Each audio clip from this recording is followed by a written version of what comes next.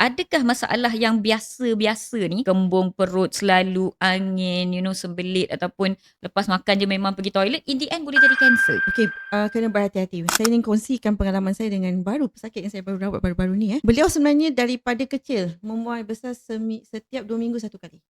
Okey, tapi malangnya to them, kepada pesakit saya ni bukan ingat normal sebab dah daripada lahir kan. Tapi sebenarnya 2 minggu sekali? 2 minggu sekali. Selepas saya buat beberapa ujian and everything, definitely this is not normal. Sepatutnya tabiat ketandas tu paling kurang 3 minggu. 3 kali 1 minggu. Nah, tu terkejut saya 3 minggu dah. Sudah jangan Bukan 3 kali 1 minggu. Okey, itu yang normal. Bristol type tadi kena nombor 3 atau nombor 4 dan tak ada sakit perut, tak ada apa semua tadi. So bila anda ada sebarang keraguan, contohnya macam teman kata, alah, saya dah gastrik dah lama dah, tak pernah jumpa doktor apa semua, tidak. Lebih baik periksa. Dan sebenarnya untuk kesihatan awam pada netizen semua, when you reach the age of 40 years old, sepatutnya anda sudah membuat satu kolonoskopi. 40 doktor? 40, betul. Seawal umur 40 tahun. Kat Malaysia make 45 actually. Itu sebab tu saya tanya beberapa kali. Tapi sebenarnya di European countries, American and everything, they take at 40 years old. At least masuk umur 40 dah pernah buat kolonoskopi skop yang masuk ke dalam melalui dubur tu. Kamera melalui dubur tu at least dah buat sekali. Sebab kita nak detect polip.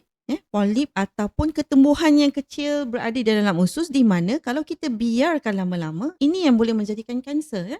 Tapi malang ni di Malaysia tidak. Bila pesakit datang berjumpa dengan doktor, dia dah ada perubahan. Doktor, saya ni sebelum ni buang air besar 2-3 hari. Tiba-tiba dalam sebulan ni jadi lancar pula. Lepas tu saya tengok, kenapa berat badan saya turun kan? Dan saya perasan ada darah.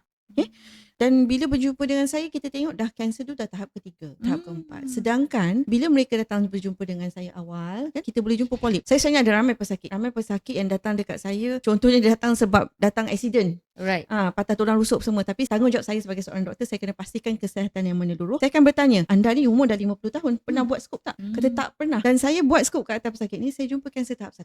Aduh. Ya, betul. Datang accident je? Betul. Pada follow up lah saya jumpa kan. Saya Nasib just tanyakan a random question kan. Just wanted to check whether everybody has checked their health thoroughly or not. Itu pun sebab kita punya inisiatif kan. So kalau patient tu tak tahu dan mereka pun tak ada come forward tanpa sebarang simptom, we will catch them when they are third stage. Right. So bila dah third stage tu, mata tu lah memang akan ada simptomnya. Betul. Jangan tunggu sampai berak berdarah. Jangan tunggu sampai perut sakit. Bila berumur 40, marilah berjumpa dengan mana-mana doktor untuk dapatkan kolonoskopi. Tapi kalau takut nak buat kolonoskopi, buatlah dulu apa kita panggil fecal occult blood test. Alright. Di mana kita akan periksa kehadiran darah di dalam usus besar. You just buat tu dulu. Kalau tu positif, and definitely you need to do a kolonoskopi tu tadi. Alright, just nak terangkan kepada anda semua di luar sana, salah satu ujian saringan untuk kanser kolorektal adalah ujian saringan daripada najis. Jadi diorang akan ambil najis tu, letak bagi je sampel najis you all dalam botol. Ni kat klinik kesihatan pun ada dalam botol, and then hantar kepada makmal. Makmal akan tengok di bawah mikroskop sama ada sel-sel darah merah ataupun tidak.